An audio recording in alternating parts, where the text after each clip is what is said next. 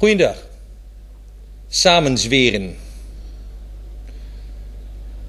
Conspiracy is het woord in het Engels. Samenzweringen in de wereld. Bestaan ze echt, bestaan ze niet echt? Iemand die in ieder geval heeft bijgedragen aan de hele mode van de conspiracy is Robert Anton Wilson. Hij is de auteur van bijvoorbeeld de Illuminati Trilogy. Velen van u zullen dat boek gelezen hebben. Heil Discordia is de kreet die erin komt. Heil Discordia. Heel veel mensen die in de 70e jaren, de 80e jaren kennis gemaakt hebben met zijn boeken, zagen plotseling de wereld als een samenzwering.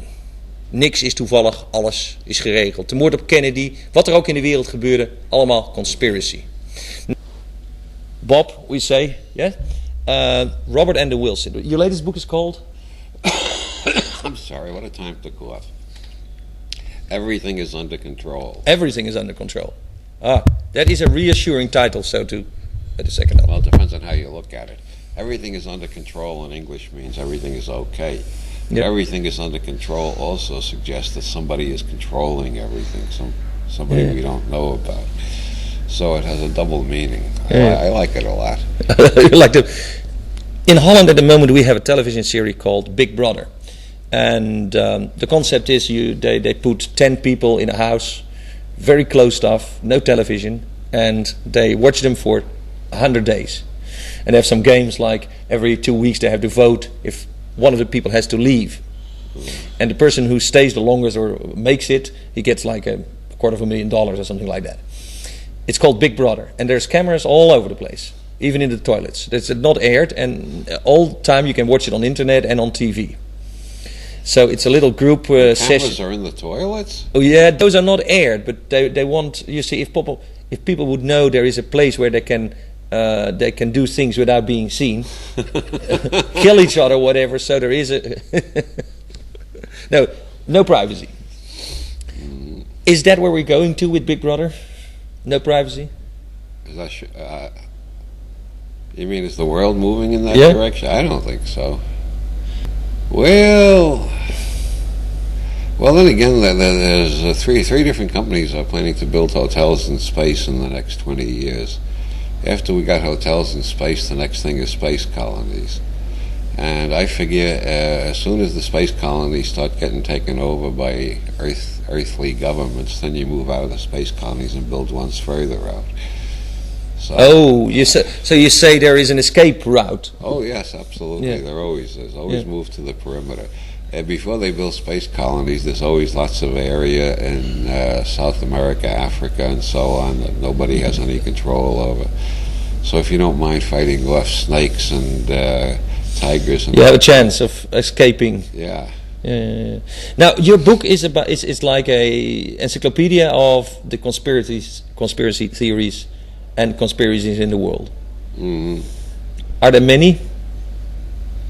Are there many conspiracies? Yeah. I would wager there are 24 major conspiracies at any given second. They're all Every fighting second. one another. They're fighting the 24 major. Now in Holland we have like the Bilderberg group. You've heard about it. You've written about it. They got an entry in my encyclopedia. Yeah, that's an entry. Yes, and when they said that these big Dutch industrialist with the royal family, they all conspire to do what actually? To take over the world.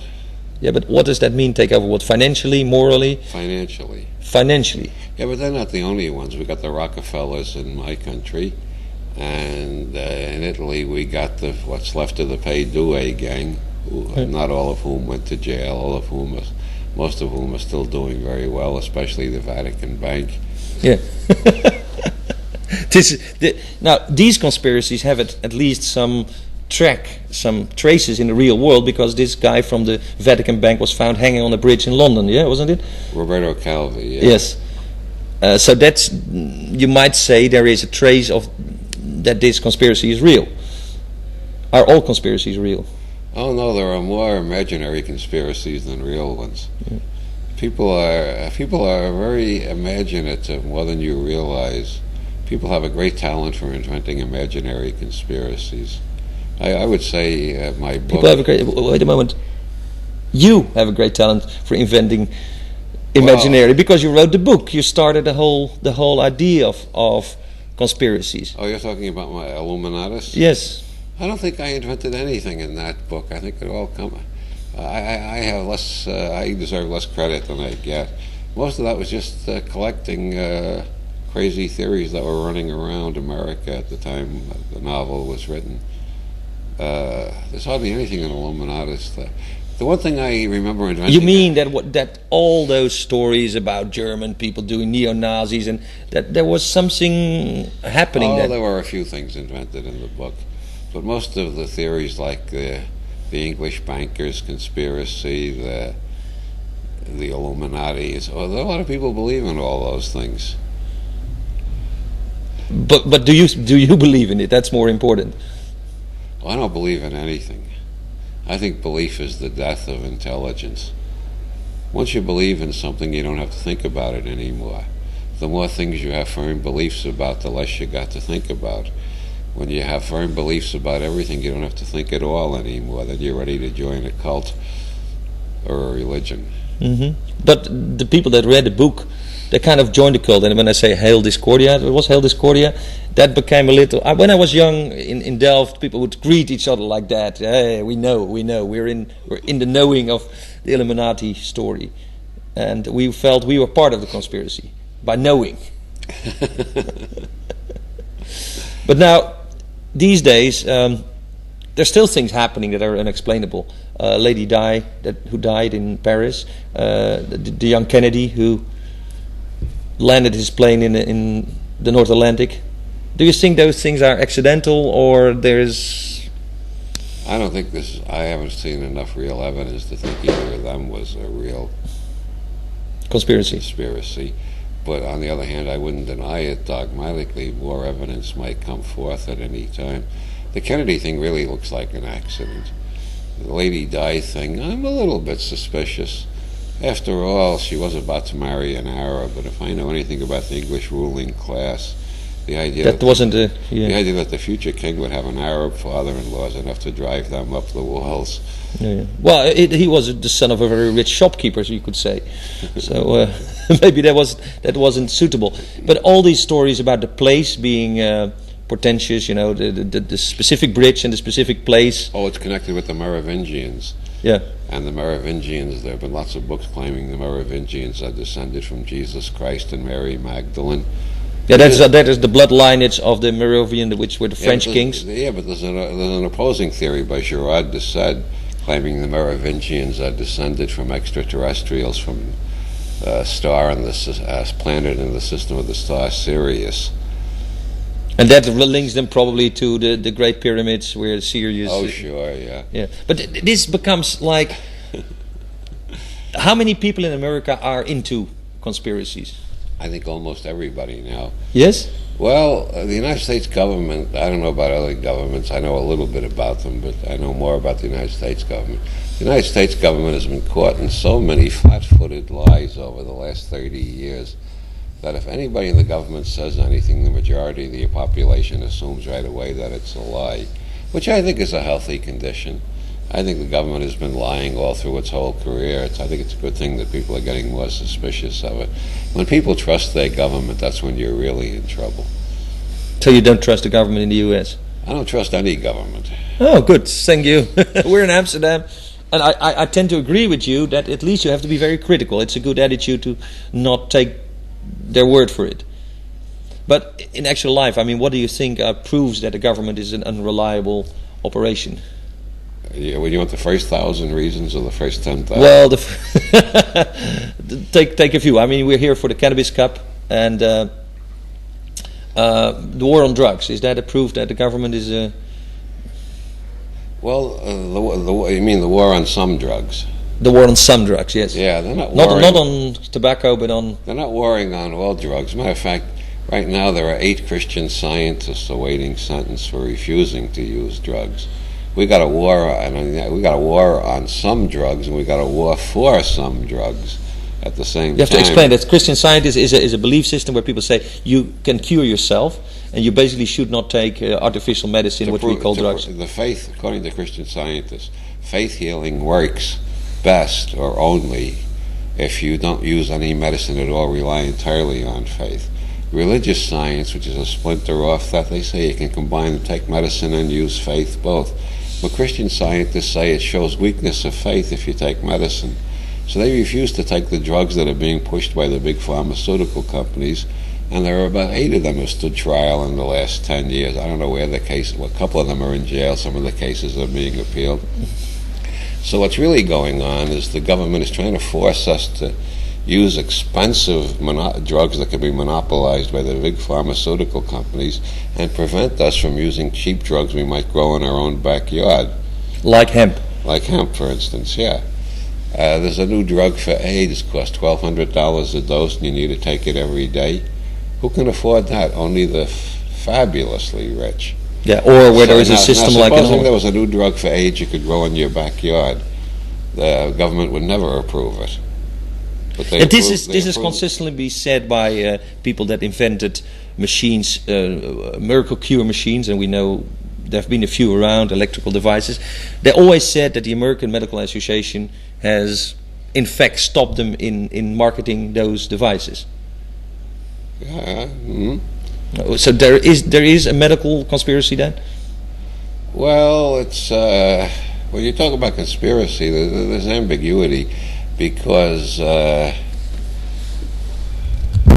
this a little like that. Yep. well, I mean, there's an awful lot of genuine stupidity around. As J.R. Bob Dobbs says, you know how dumb the average guy is? Well, mathematically, by definition, half of them are even dumber than that. And, George Carlin, the philosopher Carlin, he's pointed out, if you take a notebook with you when you go out any day, and every time you hear something particularly stupid, you make a note, by the end of the average day, you'll have about 40 notes. But then the thing is, they're not all that dumb. Some of them are just full of shit. They're pretending to be dumb because they want to sell you something. That's mostly the advertisers, the insurance salesmen, and the politicians. They're not as dumb as they act. They're just full of shit. Yeah, but isn't that the American dream? You make money. Oh, sure, yeah. But then there's a third problem, where some people are not stupid and they're not full of shit. They're just fucking crazy. And it's very hard to distinguish who's really stupid, who's full of shit, and who's fucking crazy. Take an example, then. Well, okay, I think Bill Clinton isn't stupid. So he's either full of shit or fucking crazy. I don't think he's fucking crazy, therefore he must be full of shit. Robert Anton Wilson's logic, yeah. Bill Gates. Bill Gates, he's not stupid. Obviously, you can't be stupid and get that rich. He's full of shit. Donald Trump, on the other hand, is fucking crazy. You have an opinion, but give me an idea. How many of your books have been sold in the States or worldwide? All of my books altogether? Yeah. I don't know, somewhere over 1 million, I think. So there's 1 million people in the world who at maybe least had their minds ruined by me. Yeah, well, my mind was ruined a bit because when I read your book, I started looking at these things in town and what's happening. I said, hey, why is this happening? Why is that happening? And at the time, John Perry Barlow, whom you probably know, yes? No, I don't. As a matter of fact, I know a lot of people who know him. Okay, John Perry Barlow said, well, there is no conspiracy, but there is a lot of auto-conspiracy. People come together and by chance, and not by chance, by the force, and then they do things that can be interpreted as a conspiracy. Did he tell you to use the force, Luke? No. He didn't tell me the force. No. In those days, we used little pills called LSD, and they gave us the force. But him and me, at one time, we were in Death Valley, and we came from Vegas, and where we bought a lot of cheap watches at some fair, like 20 or so. And we took some LSD in Death Valley, really impressive, the moon and the sun, and we buried the watches, and we really thought we buried time at that time. 10 years later, I went back. Well, yeah, about 10 years. I went back and I tried to find the place where we buried the watches, and they weren't there. So I'm sure. Yeah, so these things happen.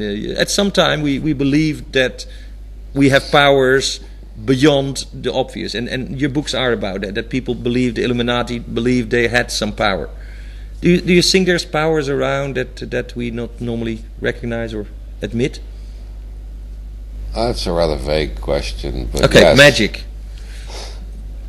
Yeah, I think people have all sorts of powers they don't generally use. because they don't realize, except in emergencies. Most people have telepathy, ESP, whatever you want to call it. Most people have that in times of emergency, and it's usually connected with members of their family. It seems to run on lines of genetics. If your family is in danger. But then again, sometimes it skips genetics entirely. My father-in-law, many years ago, before I was even born, my wife told me this story. She remembered it from her childhood. He was out dozing in the hammock. Suddenly he sat up wide awake and he said, "Calvin Coolidge is dead." And it came over the radio about a half hour later. Calvin Coolidge was a president in the 1920s. I don't know how the hell that one worked, but usually it's somebody in your own family you get a message like that about. Yeah. Now the people in the didn't craft. care a damn about Calvin Coolidge. Yeah. But the people in the craft, the witchcraft, and there's many in America and in England. They say they communicate in some kind of space, and they do this, and they train themselves to communicate, to send messages to other people, like simple messages, "Call me, please," and we know all that happens a lot. That you have the feeling, oh, I have to call John. You or whatever. called me this morning when I was just about to call you. Yeah, magic. Yeah, but that was basically because we said 12 o'clock. So that those things are. I didn't remember what time you said. Okay, well, I called you and I said thought I was late. I thought I was supposed to call you at 11, but I wasn't awake at 11. That's fine. Say. Coming back on the American thing, the war on drugs is one of the conspiracies I consider important. The war on some drugs. The war on some drugs. If you say the war on drugs, you're buying into the rhetoric of the establishment. They want you to think they're warring on drugs. Once you realize they're only warring on some drugs, then you start thinking a little bit more clearly, and that's the last thing they want. Yeah. But talking about drugs, like we. When people talk about the government, they say we. Remember, all through the 60s, people are going around saying, we should get out of Vietnam. I was never in Vietnam. Why are we in Vietnam? We weren't in Vietnam. Because we identify, The fucking government was in Vietnam. Yeah. Some of the boys were there. Well, yeah, but they were enslaved. Yeah, but talking about some drugs, have those same drugs inspired you to your life? Oh, well, some of them have anyway, yeah. Would you say you would have written better books or worse books without them? Oh, I think without marijuana and LSD, my books would be very, very different. I don't know if they'd be much worse. They wouldn't be as good, that's for sure. And in what respect? The vivid, the expansion of things, the connectedness? Because that strikes me in your book. You gave me a picture of the world where I thought, gee, everything is connected, even things that I don't know. And later, chaos theory came around and model theory, and then there was the famous story about the the butterfly in the butterfly flaps its wings in Tokyo, and we get a hurricane here. Yes, and the Gulf Coast. Yeah. So then science kind of said, yes, there is a connectedness, and then later on, you could put that in mystic terms and say, yeah, there is a connectedness between everything and everything, and those guys did. But you gave me that feeling that things are related that I wouldn't normally feel related. But is that also your own experience? I mean, did you write it because of your experience in your life? Yeah, synchronicities sort of haunt me all my life. Yeah. I've always, maybe I'm more aware of them, or maybe they happen to me more often. That's a question that's hard to answer. Remember, I called you about a week ago, and I said I would like to invite you on December 13th to come to Amsterdam, and you said, hey, I'm going to be in Amsterdam in a couple of days. Yeah. Synchronicity is there all the time. Yeah. Can we train that synchronicity? I mean, have you trained it? It feels, as you say, it happens to you, or is that genetic shamanism in the family? Well, my mother used to read tea leaves. So there is a lineage of reading the future. I guess so, yeah. But do you think that's how it works? It's kind of, we're trained to be what you could call shamanic or mystics or ESP people? I don't know. You don't know. Do you see yourself as having these powers? Occasionally, but I'm not very psychic, really, except accidentally and occasionally, but I do have an affinity for synchronicity. One of the things in Illuminatus that I did invent was Beethoven's membership in the Illuminati. I made that out of whole cloth. And then imagine my astonishment, I read a biography of Beethoven, And by God, if he wasn't a member of the Illuminati, all of his close friends were, he was certainly a Freemason and very closely associated with the Illuminati. I thought I invented that out of whole cloth. Was that unconscious telepathy? Or what? Is it just you occasionally hit something if you shoot at enough targets? No, well, that's what I got from your books, is that there is a basic pattern of how things happen. And they don't happen because of people voting or whatever, but there's a whole mechanism in politics and in the world that makes things happen. And once you understand that, you can make the butterfly's wings flap here and change big things. I remember the story, wasn't it, about the murder of Kennedy, where you wrote that there was a shaman or a medicine guy in Africa who heard about Kennedy, and he made a little puppet and he said, "This guy has to die." Wasn't it part of the story? No, it was another president in the story. There was another president in the story, but that was the story. The president in the novel isn't named because the novel is very carefully not set in any particular year. It's somewhere in the 1970s, sort of. Yeah, but anyway, you had this influence by an unknown African medicine doctor or whatever, a shaman, who decided Nkrumah Fubar was his name. You remember. But I remember the story because that gave me the idea that indeed magic plays a role today. Does it in politics? Oh, politics is full of magic. Look at the way. Look at money. Look at national flags. They all have magic symbols on them. They were designed by people were, as you say, part of the Illuminati. The Irish £1 note has the Queen of the Fairies on it. Well, yeah, but it makes sense if you go to Ireland and see all the green there, that the fairies are around. Yeah, but all money has magic symbols on it. The United States dollar bill has the Illuminati pyramid on it. I haven't looked much at your Dutch money yet, but if I did, I'm sure we have birds on it these days. Oh, birds. Well, they're sacred to Venus. Oh, no wonder you got birds. Amsterdam, red light district, Venus. Of course, it all makes sense. Yeah. Actually, the more famous bill. Actually, do I have one in my pocket? Had one bird on it, and people would say you pay with a snip, which is the name of the bird. So the thing became that. Just coming back on your latest book. So, what is it? Everything is under control. Everything is under control. Okay, but that, in your view, doesn't mean we can sleep quietly. I sleep very well. But should be worried. I mean, we're going into the next millennium. Should we be worried about these powers that? What millennium? Are you thinking of the Gregorian calendar? Well, this is when my computer stops. Let's put it this way. Oh, my computer is a Mac, so it's not going to stop. Oh, but anyway, I use the Poundian calendar. Poundian, which is... it was invented by Ezra Pound. The poet. Yeah, it starts on October 30th, 1921, when Joyce wrote the last word of Ulysses. And this is the year... This is Hephaestus 2379 PSU. So you see, we've got over 921 years to go to the first millennium. In the Jewish calendar, you got about 400 years to the next millennium. In the Muslim calendar, you got about 600 years till the next millennium. Mm-hmm. The idea that we're approaching a millennium is based on the idea that Pope Gregory somehow invented the one true calendar. There is no one true calendar. Invent your own calendar. You see how easy it is. This is the 3165 in the Discordian calendar, which gives us over 900 years till the next millennium, which will be the fourth.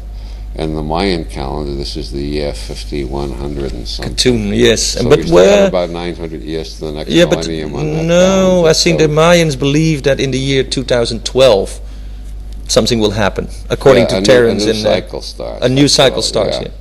Another club may be tribal, but Amsterdam itself is civilized. If you come from the United States, you'll know what I mean.